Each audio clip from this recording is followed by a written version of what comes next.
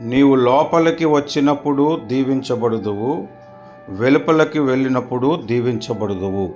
ద్వితీయోపదేశ కాండము 28వ అధ్యాయము 6వ వచనము.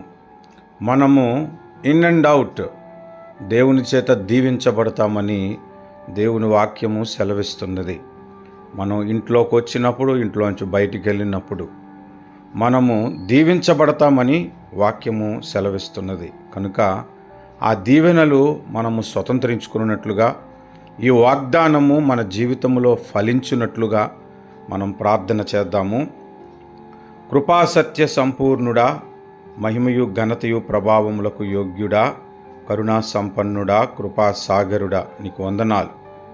మేము వెలుపలికి వెళ్ళినప్పుడు, లోపలికి వచ్చినప్పుడు దీవించబడటానికి మీరిచ్చిన ఈ వాగ్దానమును స్వతంత్రించుకునే కృప మాకు అనుగ్రహించండి.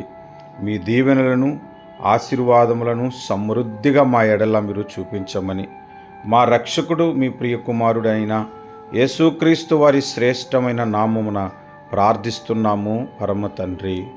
ఆమేన్.